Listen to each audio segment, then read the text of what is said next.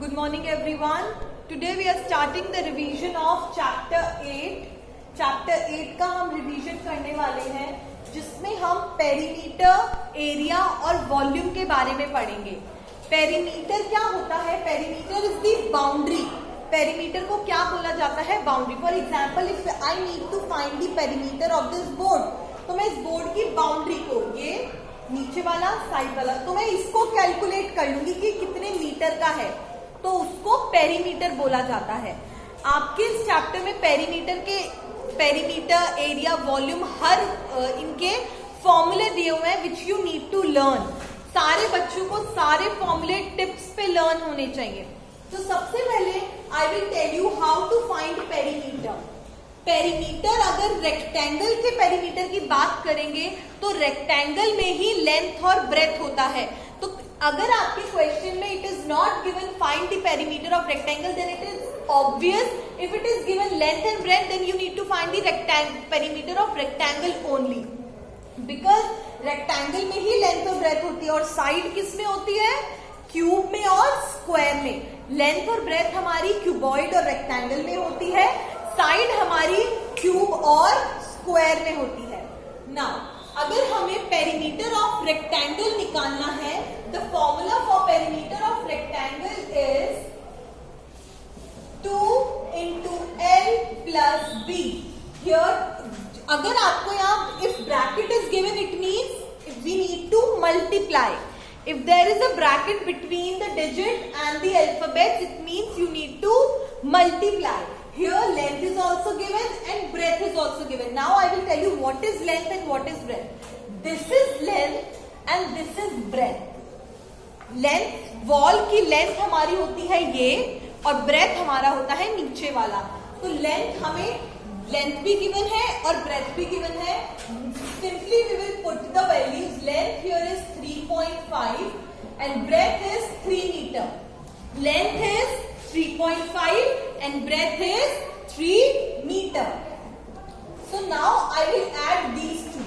3.5 plus 3, कुछ भी नहीं है, पॉइंट के आगे 0 लगा दो, प्लस क्या आएगा? 6.5. क्या आएगा? 6.5. अब मैं 6.5 को 2 से मल्टीप्लाई कर दूंगी. जब मैं 6.5 को 2 से मल्टीप्लाई करूंगी, मैंने आपको ये पहले भी सिखाया था, आप थोड़ी देर के लिए इस पॉइंट को भूल जाओ. आपको इस पॉइंट को भूलना है. सो 2 5 से 10, कैरी 1, 2 6 से 12, 12 प्लस 1 30. अब हम क्या करेंगे? पॉइंट के बाद इधर कितनी डिजिट? 1 डिजिट. तो इधर भी पॉइंट के बाद कितनी डिजिट? 1 डिजिट. तो simply I got the answer 30 metre. अगर यहाँ पे मीटर गिवन है तो हमें आंसर में भी मीटर लगाना जरूरी है. और इस मीटर के मार्क्स होते हैं, यूनिट के मार्क्स होते हैं. If you will not right unit, your half mark will be deduct. If you will not write, again I am saying, if you will not write the unit, your half or 1/4 mark will be deducted. Alright, so this is how we find the perimeter of rectangle. Now I will tell you how to find the perimeter of square. Square के perimeter के लिए, अच्छा, square की सारी sides equal होती हैं, square की सारी साइड इक्वल होती है. So the formula to find the perimeter of square is 4 into side. Perimeter, अब देखो इसमें है ना, सिंपल साइड गिवन था, तो मैंने ऑब्वियसली, अगर साइड गिवन है तो हमारा ऑब्वियसली पेरीमीटर ऑफ स्क्वायर ही पूछा है, क्योंकि अगर लेंथ और ब्रेथ दी होती तो पेरीमीटर ऑफ रेक्टेंगल होता. बट यहाँ पे साइड है, तो इसका मतलब सिंपली हमें खुद ही प्रैक्टिकली समझ आ रहा है कि यहाँ पे पेरीमीटर ऑफ स्क्वायर पूछा है. तो पेरीमीटर ऑफ स्क्वायर का फॉर्मूला क्या होता है? 4 into side. 4 into side. 4 into 25, that is 100 metre है, तो हम भी यहाँ क्या लगाएंगे? मीटर लगाएंगे. 100 metre is the perimeter of the square. So this is how we find the perimeter of rectangle. This is how we find the perimeter of square. अच्छा, अब बात आती है कि ट्राइंगल में कितनी साइड्स होती हैं? ट्राइंगल में 3 साइड्स होती हैं. तो यहां पे भी 3. अब देख, स्क्वायर में 4 साइड्स, रेक्टेंगल में 4 साइड्स। तो जब आपको लिखा हुआ है क्वेश्चन में फाइंड पेरीमीटर और 3 साइड दी हुई है, तो ये ऑब्वियस सी बात है कि बात ट्राइंगल की हो रही है। अगर 4 साइड्स दी होती तो बात हम कह सकते थे कि हाँ क्या पता रेक्टेंगल पूछा हो, लेकिन अगर 3 साइड गिवन है तो हम 3 साइड्स तो सिर्फ ट्राइंगल में ही होती है। तो यहां से हमें साफ पता लग रहा है कि हमें यहाँ पे पेरीमीटर ऑफ ट्राइंगल फाइंड करना है, और पेरीमीटर ऑफ ट्राइंगल का फॉर्मूला होता है sum of its all 3 sides, sum of its all sides, या फिर सम ऑफ इट्स 3 साइड्स। तो मैं सिंपली 6 + 5 + 4 कर दूंगी और मेरे पास आंसर निकल के आ जाएगा। मेरे पास आंसर आएगा 15 सेंटीमीटर। 15 सेंटीमीटर। मैं यहाँ पे 6 + 5 + 4 कर दूंगी और मेरे पास आंसर आ जाएगा 15 centimetre. So this is perimeter of rectangle 2 × L + B। This is perimeter of square 4 × sides. Perimeter of triangle sum of its all sides. अब बात करेंगे, पेरीमीटर की बात हो गई, अब बात करेंगे एरिया की। अगर मेरा ये गार्डन है, गार्डन का पेरीमीटर हो गया हमारा ये, एरिया क्या हो गया ये पूरा, कितना एरिया हमारे गार्डन ने कवर किया हुआ है। पेरीमीटर को तो सिर्फ बाउंड्री बोला जाता है, क्या बोला जाता है, बाउंड्री। एरिया हो गया हमारा पूरा ये। सो this is the difference between perimeter and area. अब बात करेंगे लेंथ और ब्रेथ दी हुई है, इसका मतलब हमें क्या फाइंड करना है, एरिया ऑफ रेक्टेंगल। क्या फाइंड करना है हमें, अगर लेंथ और ब्रेथ गिवन है तो हमें क्या फाइंड करना है, एरिया ऑफ रेक्टेंगल।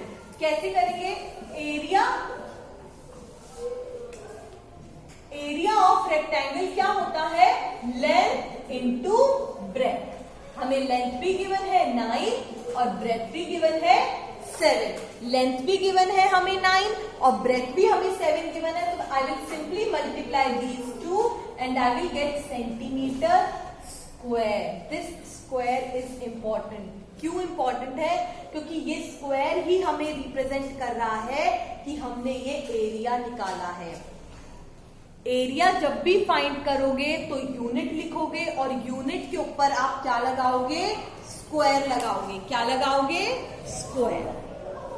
ये स्क्वायर ही हमारा रिप्रेजेंट कर रहा है कि ये आपने एरिया फाइंड किया है। अब एक क्वेश्चन, ये क्वेश्चन थोड़ा सा डिफरेंट है। क्यों, क्योंकि हमें यहाँ पे एरिया गिवन है और आपसे साइड पूछी है। क्वेश्चन कह रहा है find side.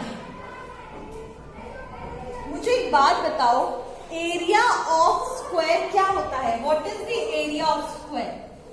Area of square is side into side. Area of square is side into side. तो एरिया हमारा 64 स्क्वायर मीटर है। एरिया है हमारा 64 स्क्वायर मीटर। साइड को फाइंड करना है। जब एरिया का साइड का, एरिया के स्क्वायर का फॉर्मूला होता है साइड मल्टीप्लाई बाय साइड, यानी स्क्वायर की सारी साइड्स इक्वल होती है। इसका मतलब ये दोनों नंबर भी सेम थे, दोनों नंबर सेम थे तभी 64 आया होगा। तो ऐसे कौन से दो नंबर को मल्टीप्लाई करने पे 64 आता है, कौन से दो सेम नंबर को मल्टीप्लाई करूंगी कि 64 आ जाए, 8, यानी मेरी साइड 8 सेंटीमीटर 8 मीटर की, तभी जब मैंने 8 × 8 किया और उसका एरिया कितना आया, 64 आया।